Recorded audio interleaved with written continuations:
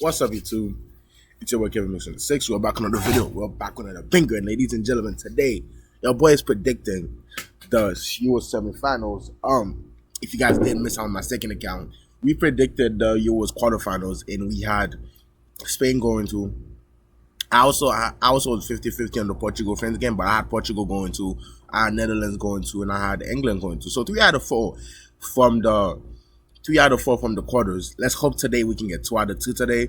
The 2 teams are gonna be in the final. Let's hope we can get it. Without further ado, boys, if you guys new around here, make sure to drop a like, drop a subscribe, and your boy is back. So yeah, your boy's on vacation right now, but still posting for you. You guys know the vibes already. Let's talk about the first game that we're gonna have today. As you guys can see, today at 3 p.m. it's France versus England. France versus Spain. Spain versus England. Spain versus France. Sorry, I don't know why I keep saying England. I want to talk about the England game so bad as well. But with this game, this is gonna be a very interesting game, YouTube. Mainly reason why Spain is missing a few players as well due to red cards and due to injuries. One of the players that France is going to be missing is big boy Pedri. France is going to be missing Pedri. Pedri got injured in the Germany game when Kroos went for that tackle. He's gonna be out for 2 months with an injury. And the player that injured him was big boy Toni Kroos. And if we look at what Toni Kroos had to say, Kroos was like, I would obviously like to say something very important. I apologize to Pedri, and I hope he feels better soon. Obviously, not my intention to hurt you. I wish you speedy recovery and all the best. You're a great player. Pedri is going to be a miss for Spain. It's going to be a huge miss for Spain. But we saw when Dani Olmo came in, ladies and gentlemen. Let's talk about Dani Olmo. We saw when Dani Olmo came in against Germany. This man had a goal. He scored to give Spain the lead, and he's been playing great this tournament. He's been having a great tournament off the bench or when he started the third game for them. He's been playing pretty good, in my opinion. He's been having a great Euros so far. Like I said, 2 goals, 1 assist in the Euros so far. 150 minutes played. Started 0 of the matches played 2. So he's gonna be feeling that Pedri one, ladies and gentlemen. I think he'll be perfect for it because Spain do play good. Spain did play good last game when Pedri came off and he came in. Another big miss that they're gonna have is going to be at the defense. They're going to be missing Carvajal, ladies and gentlemen. They're going to be missing Carvajal because Carvajal had a red card, and they're also gonna be missing. They don't put it here, but they're also gonna be missing Lenormand.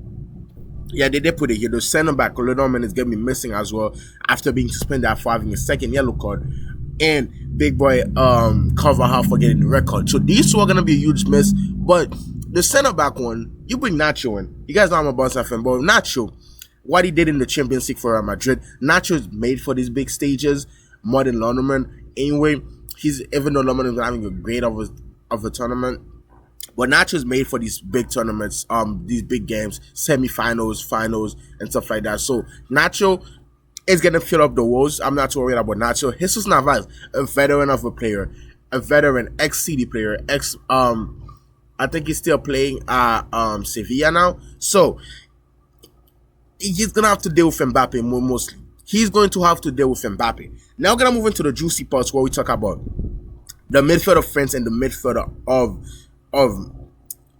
Spain. In the midfield of Spain, we got Rodri, the best CDM in the world. Fabian Ruiz, who's been having one of the best tournaments so far. I think he's the best player in the tournament. You put him there with Cody Gakpo. I think these 2 could have a run for your money for who's going to be the best player of the tournament. Depends on who wins it. If Netherlands wins it, Cody Gakpo would be. If Spain wins it, Fabian Ruiz is going to be the best player of the tournament. I'm letting you know that right now. And moving to Dani Olmo, that's going to be replacing Pedri. And let's look at the French midfield. We got N'Golo Kante, who's still showing his class after not playing for 2 years in Saudi Arabia, being that best player in that French team. Best player in this French team is kind of crazy though, because we got Dembele, Thuram, Mbappe, players like that, Chouameni, Camavinga, and Kante has been one of the best players in this French team. So he still got his class. That midfield battle is going to be a good battle. I think this game is going to depend on who wins their midfield battle, who win their individual battles, because Chouameni and Rabiot and Kante are going to put a fight. But I also know that Rodri and Ruiz and Olmo is not going to back down from these challenges. And then we move into the wings now. In my opinion, I got France.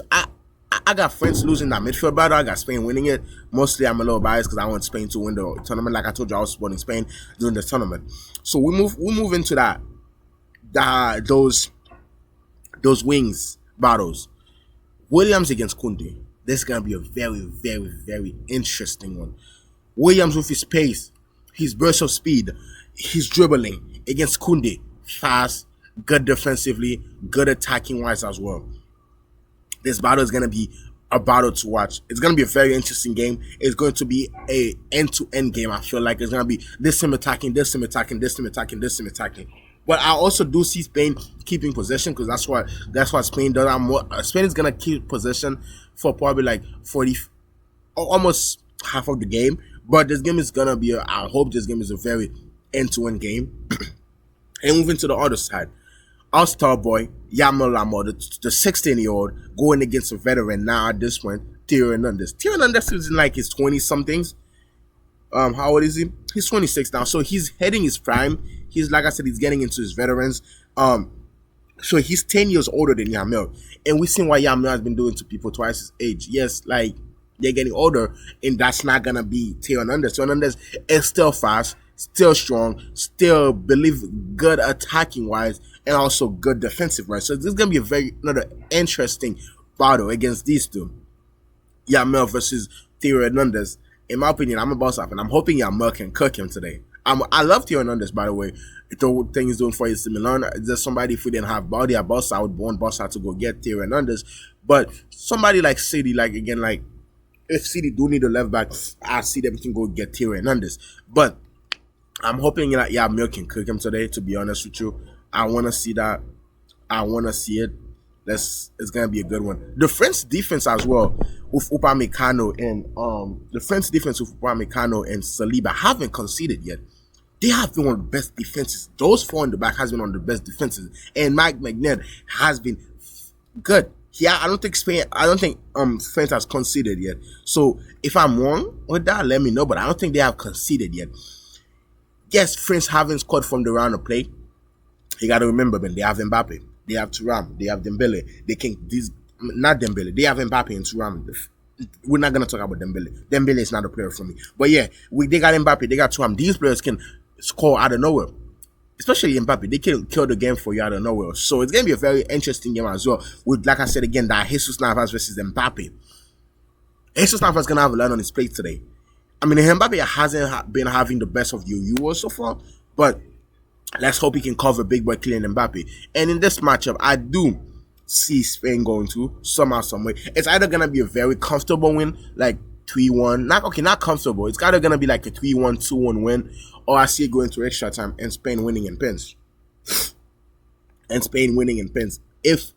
not gonna go in pens, I do see Spain winning 2-1 in 90 minutes or 3-1, something like that. But let's hope it doesn't have to go to pens, even though the last two Euro matches that we watched, England went to pens, France, Portugal went to pens, and Spain, Germany went to 120th minute when Mourinho broke the deadlock and scored in the 119th minute. There was a controversial not given that handball from Cucurella. Should have been a handball, should have not been a handball. Comment down below, let me know what you guys think about it.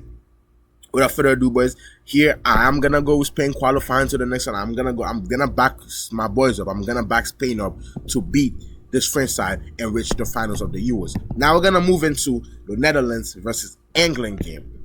Now I have a lot to say about this game. England, you guys know, if you guys seen my second channel, I don't like this England side at all. Well, their fans makes it even 10 times worse because their team is not playing good. England haven't been playing good at all. England has been getting very, very, very lucky, and sometimes just that one player like Jude Bellingham and Jadon Saka. But they've been like struggling to beat these teams. Who has been the hardest opponent that England has faced so far that they have been struggling? Because if you look at it, you'll be like, that's okay, there's the reason for them to be struggling. They play against Slovenia. They tied 0-0 against Slovenia. They beat Slovakia, barely beat Slovakia 2-1. And beat Switzerland in pens, ladies and gentlemen. Beat Switzerland in pens. I'm looking at this, I'm like, who has this England side been facing for them to be struggling that much? And they played Serbia and Denmark. And Denmark has been there most their most hard game they had to play so far. Like, why are they struggling so much? And we've seen that when they bring on players like Eze, Palmer, Tony, they play way better. But it's not going to happen against Netherlands. No, it's not going to happen, ladies and gentlemen. And this England side, like I told you, it could be great. This England side could be like just come here and cook and do and cook and be the best team in this tournament. But are they going to be? No, we've seen them play that way. They're gonna, by the looks of it, they're gonna be staying at the 3-back formation again with Walker, Stones. I mean, Luke Shaw is back. He did play against he did come on in the last game. I'm hoping. I don't think so, but I'm hoping he's probably gonna get started this game. He's probably gonna be starting at left back, so they might move into the 4-back with Luke Shaw at left back, and I just hoping just put my star boy in the middle. Just put Foden down the middle.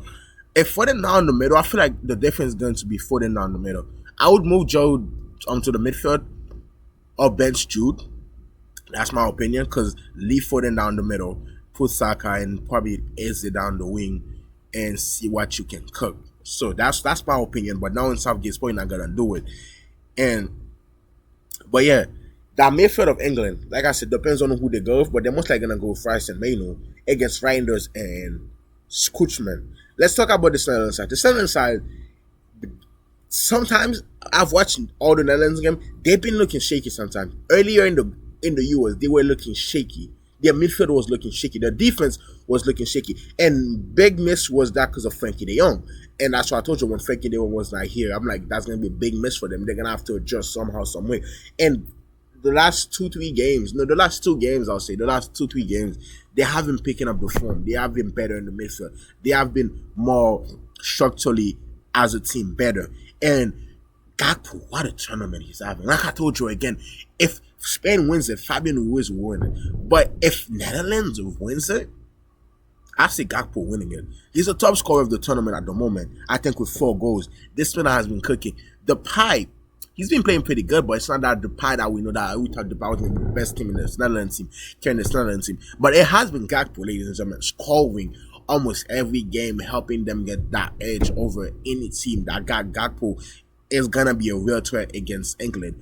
He's gonna have Kyle Walker on him.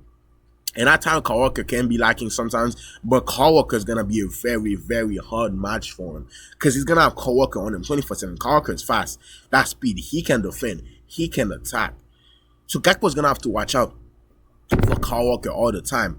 And then we move into the Netherlands defense. They have big boy, what's his name? The ex-Ajax man.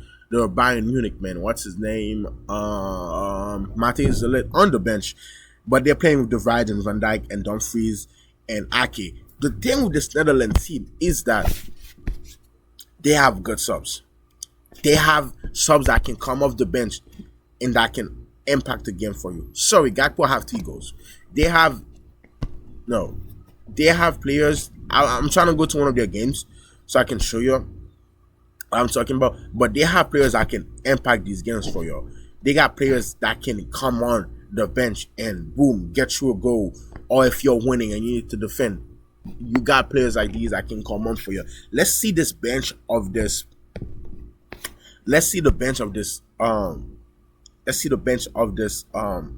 Netherlands team. If we're looking at it, we know that Gakpo, like I said, Gakpo has been phenomenal. We're looking at it. This is the formation they went against Poland when they beat Poland 2-1. Gakpo, Reinders was playing that cam position, and Simon down the wing. And we saw that. Who did they brought up the bench, ladies and gentlemen?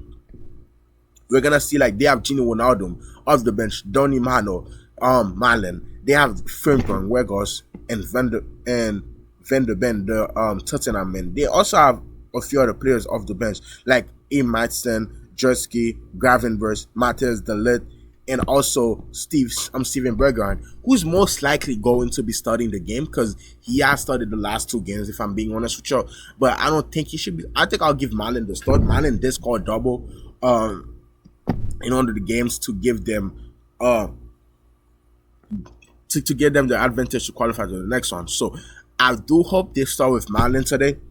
No, tomorrow. The game's going to be tomorrow. I do hope they start with Malen tomorrow to see what Marlon can cook. Because this England game is gonna have to be, because I feel like Netherlands gonna have most of the ball.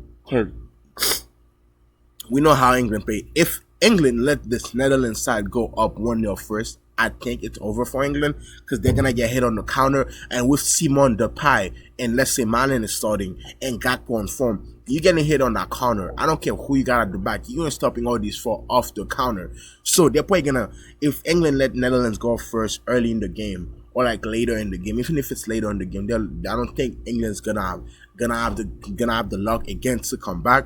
So let me know who you guys got on this game. And by the looks of it, your boy got I'm gonna go with Netherlands qualifying to the next round, boys. I'm sorry, but Netherlands is gonna have to do it for me.